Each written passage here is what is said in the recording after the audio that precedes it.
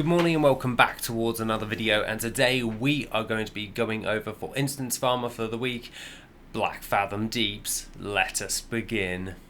Now, coming in with Black Fathom Deeps, we have the lovely instance located within 𝐆𝐀𝐿. The things of note for this one is you're mainly going for those BOE blues. All of the other greens, they do go if you really want to, but realistically I just vendor them because a lot of them just aren't worth a great deal. You're going for those BOE blues.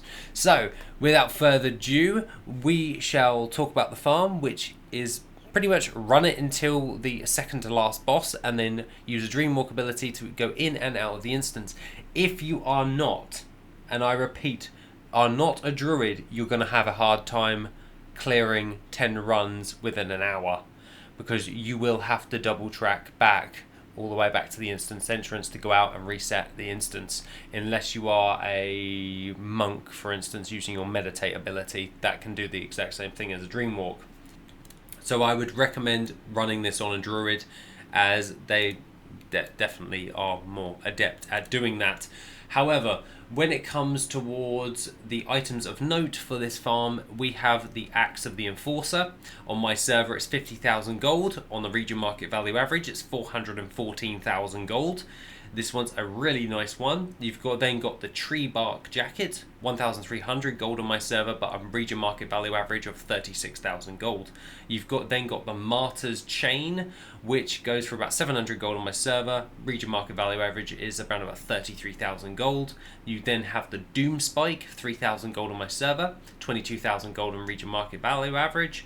And then you've got the Evocator's Blade, 3,500 on my server, 54,000 gold on the market average, as well as the Onyx Claymore, 22,000 gold for me. However, market average is around about 339,000 gold.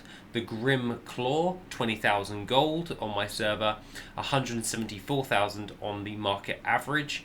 And then you've got the Crested Scepter, 34,000 gold on my server, 249,000 gold on the market average. And then you've got the Staff of the Freer, which is 9,000 gold on my server, market average is 80,000 gold. And then you've got the Staff of the Blessed Seer, 1,700 gold on my server, market average is 43,000 gold.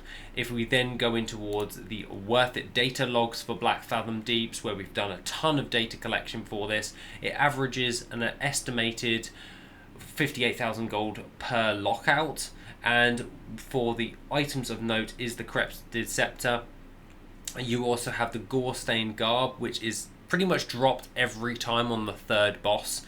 It's about 60 gold. It's worth like nothing, so either vendor it or try and sell it. It's not a good transmog item, so just vendor it in general. And then you've got the Staff of the Blessed Seer. That's a nice one on the data logs. Then you've got the Evocator's Blade. We've got 2 of those in the data log set, and that is the 54k one. The Staff of the Freer actually dropped in the data set as well as the Martyr's Chain, and a Diamond Hammer, which sells for 1,500 on the market average, which isn't worth an awful deal.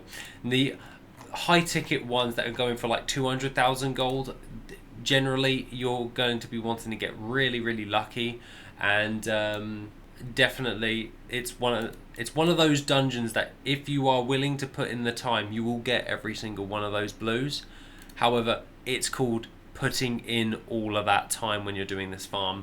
Black Fathom Deeps is a high risk, high reward type dungeon, so if you're willing to put in the amount of attempts by the law of large numbers, then you're obviously going to get those items eventually. Other than that, if you want to go for a more safer route, then I would suggest a more padding related gold farm. This one's just a high value one. So other than that, have an awesome rest of your day, and I shall see you in the next video, which will be soon.